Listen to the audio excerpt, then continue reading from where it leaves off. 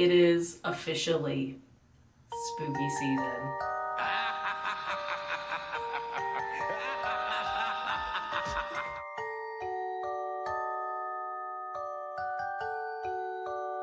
Why don't you let me fix you some of this new Mococo drink? Who are you talking to? You're part of this, aren't you? Because people really don't understand me. You know, I say a lot of people misunderstand me.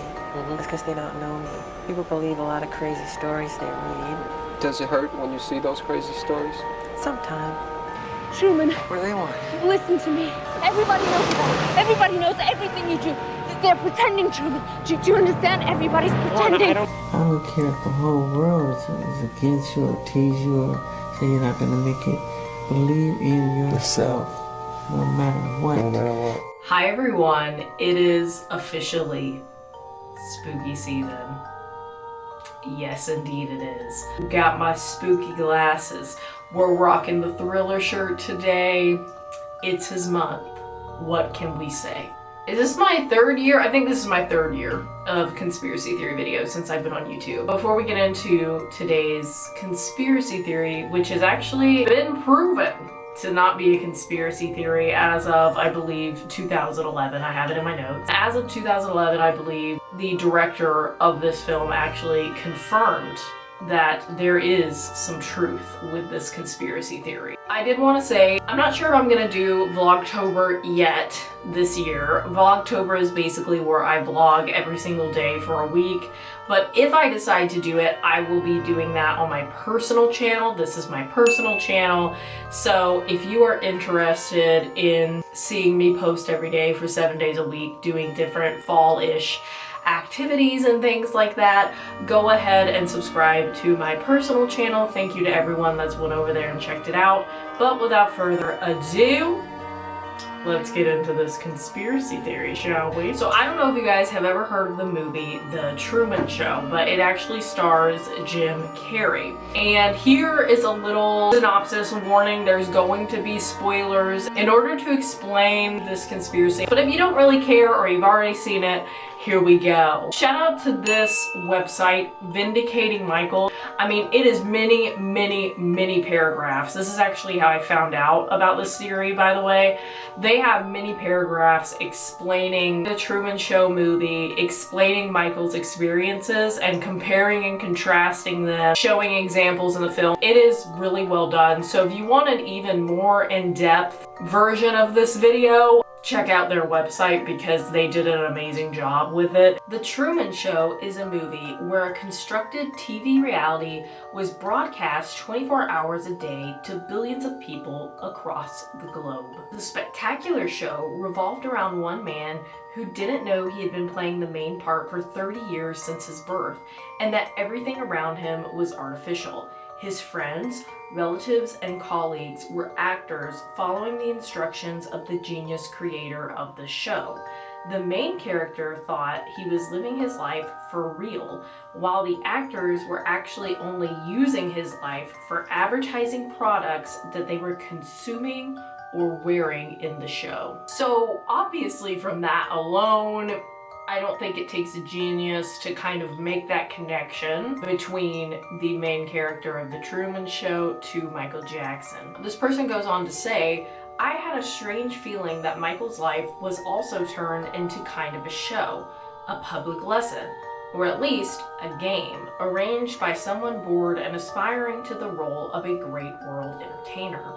The gist of the Michael Jackson game is that its organizers arranged a thrilling harassment campaign of one man while the audience was supposed to enjoy it, take an active part in it, get distracted by it, swallow the lines repeatedly told by the cast, and try to solve the mystery of the story. Understanding it right was intentionally made difficult. The bulk of all arguments was on their side, and he had only his single voice to testify for himself. But in spite of all their effort, something was still making you think that they were not telling you the whole truth. This was the greatest trick of the game. Telling only lies about the man was not in the best interest of the producers, as it would strip the show of all its suspense. So for those viewers who really wanted to know, some clues were left here and there, and that is something that is pretty prominent in the Truman Show. There's a lot of moments as the movie goes on. I have seen it, by the way.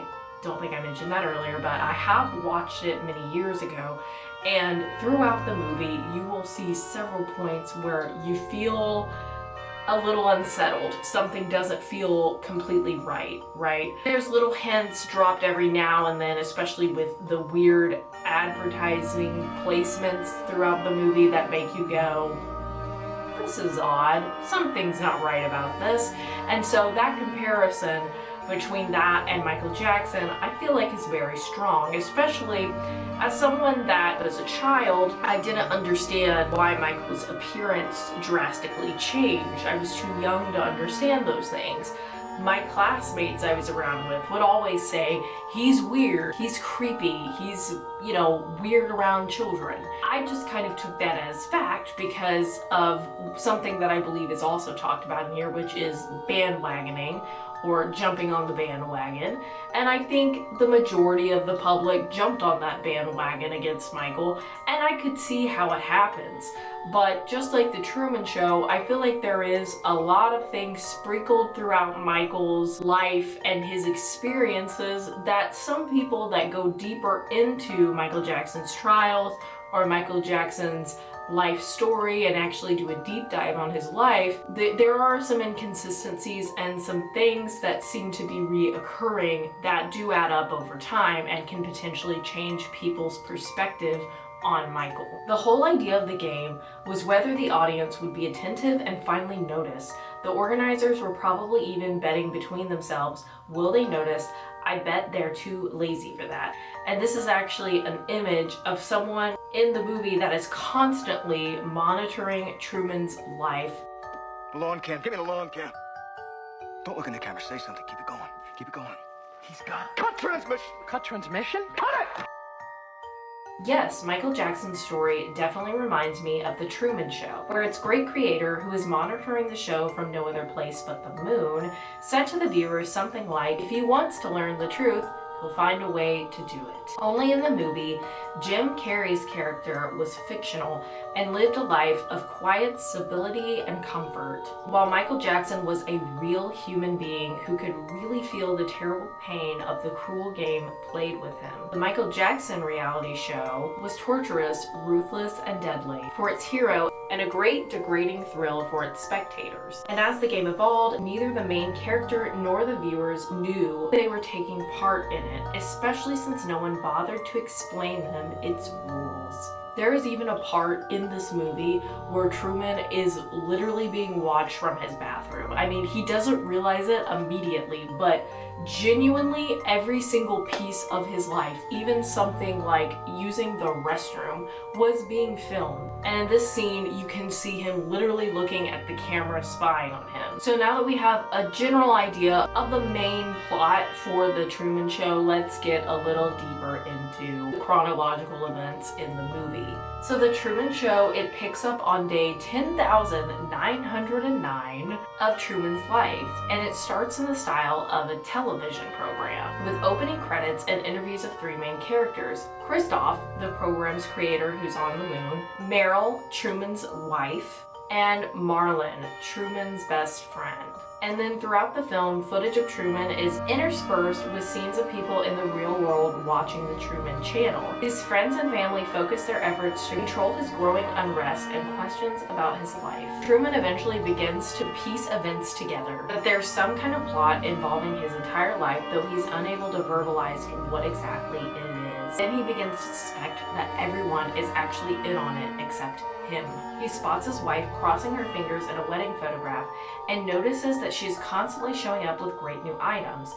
After an argument and a struggle, she declares sobbing that she can't work under these conditions, it's not professional, and leaves him and the show that they're on. His friend Marlon is being coached by the TV producer through an earpiece and insists on his loyalty and honesty, claiming, "You're the closest thing I've had to a brother, and ironically, the last thing I would ever do is lie to you," which obviously he is doing because their character is on a TV show. He then brings Truman's father in a moving reintroduction scene. A TV interview with the show's producer, Christof, reveals that Truman was in fact adopted at birth by the television corporation and raised in a constructed stage set built as the entire town in which he lives. He reveals that everyone Truman encounters, friends, family, acquaintances, and bystanders, are in fact actors employed by the Truman Show producers. Christof acknowledges that he has orchestrated Truman's entire life. Despite his wife leaving, he still intends for him to father a baby with a new love. The first on-air conception. I mean, this is nuts. This way, the program can branch out onto a second channel. Sickeningly, this world creates another prisoner within Christof's world. The reason Truman has never discovered the truth is simple. We accept the world with which we're presented. He declares arrogantly that Truman simply does not want to discover the truth, that he prefers his prison cell and will never leave. As if to prove this, back in the program, Truman appears to be back to normal. But while Truman pretends to be asleep, he sneaks away from his home and goes sailing to escape Sea Haven despite his fear of the open sea. All of the cast members are called out for an emergency search to find Truman, and to help the search, Christof orders the sun to rise 3 hours early and light the set. They discover Truman is escaping by boat. Christof creates a major storm, and they don't want to harm him or unalive him because obviously all of this is still being filmed. Some of his coworkers protest that they can't unalive him on live television, like I said. However, Truman does actually survive the storm that comes his way when he's sailing until he hits a wall painted like the sky, and it's actually the edge of the show set. This movie is it is really bizarre and it messes with your mind. It is an interesting movie for sure. Truman follows the wall until he discovers a door labeled exit. He opens that door, but before he leaves, Christof talks to him through a loudspeaker in a last effort to make him stay on the show. He shows a godlike compassion for Truman, telling him that he's watched him all his life. There is no truth out there. There is in the world I created for you, said Christof. After Christof is through talking to Truman, Truman says his famous line in the movie, which is, "In case I don't see ya, good afternoon, good evening, and good night."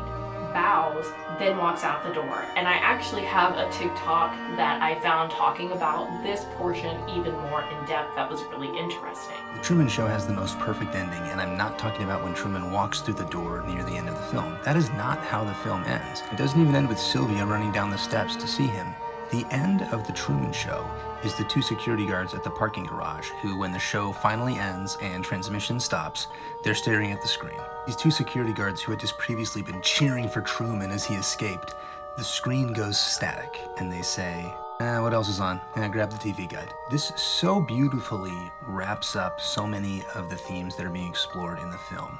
Throughout the entire film, we get views of audience members watching Truman on television who seem to be genuinely interested in Truman's life, genuinely interested in his well-being and what happens to him.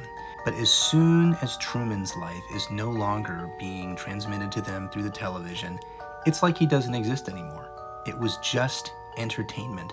There was no real human connection. And this is also shown when the people start to take bets on whether or not Truman's going to survive being out on the boat when the storm comes. Now, reality TV did not exist when The Truman Show was released in the early 90s. And yet this film predicts how hollow our connections to celebrity and reality TV personas are, that it is not indeed a good replacement for actually connecting with real humans, with real stories, with real narratives. So that is the overall story of the movie. I highly recommend you watch it, even though it is a super weird movie, and I'm not always the best at understanding deeper meanings, so I did, find some TikToks that were talking about deeper meanings that I missed because I'm just not a very observant person when it comes to movies sometimes, and looking for deeper meanings, sometimes it takes me a second to get it. And now going back to Michael Jackson, when this movie came out, a lot of Michael Jackson fans thought of Michael through all of this facade of this guy's life, Truman, and he finds out the truth and he wants to live in that truth, but he just can't seem to escape it because the people that are putting together this facade and this fake TV show want him to stay where he is so badly and live in this delusional reality. And a lot of people thought about Michael Jackson. Well, on this Vindicating Michael page that I have been reading from, they posted an update in 2011. It says, updated April 29, 2011. To my total amazement, my guess that the Truman Show movie was based on Michael Jackson's life was absolutely correct. What do you know? I found some articles quoting the director of the film as saying that Michael Jackson was a prototype for Truman. Both of them were created as objects by the entertainment industry, but this is not the only connection. I made this discovery when reading Spanish posts in mjhideout.com. Here is an article translated from Spanish by Google, and though the translation is awful, that happens a lot with Google Translate, I hope its essence will still be clear. It says, an interview with Hollywood director Peter has revealed that the 1998 film The Truman Show starring Jim Carrey was based on the life of the King of Pop. If you see The Truman Show, and I mean Jim Carrey did a fantastic job, Michael Jackson is Truman. He embodies the ridicule of the celebrity culture. The connection between Michael and Truman is simple. Both have a heart and are treated by people as objects in the world of entertainment, and this is not the only connection. Let me explain. There's a scene in Simone, which this is what he is referring to. This is considered in today's society as perfectly acceptable. Do you really value most people in the world of entertainment over the life of other human beings? I find it absurd. Me too, and decided to address this issue. Truman managed to get out of the show. Michael lived it until his last day, unfortunately. I've also found out that the original script of The Truman Show ended in a tragedy. However, for the actual movie, it was rewritten to have a happy ending, and obviously, as we know, Michael's reality was much different.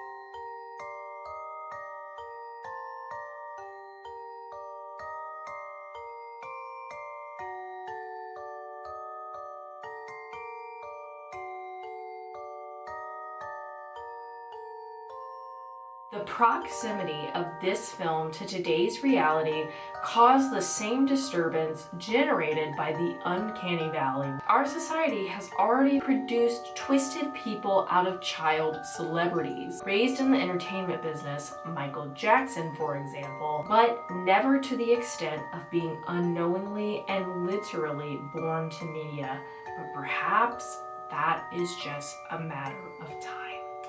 Wow. So I did not read the entirety of this Vindicating Michael website where it's talking about Michael and the Truman Show, but if you want to read it all, I will put the link in the description. Huge shout out to them for always putting out great content. I also wanted to give a shout out to this video, really interesting, and I highly recommend you guys check it out if you were interested in my video. When I watched The Truman Show, did I instantly think of Michael? I definitely thought of Michael, but I really wasn't sure if this was a talked about thing in the Michael Jackson community, and I never thought to go on the internet and ask about it.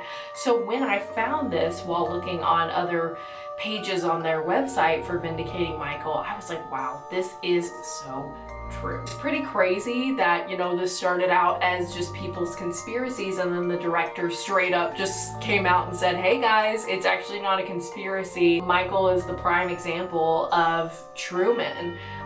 He is the closest thing to Truman in our reality, and so I just had to share this. I hope you guys enjoyed, but thank you guys for watching, and I will see you guys in the next conspiracy theory video. Bye guys.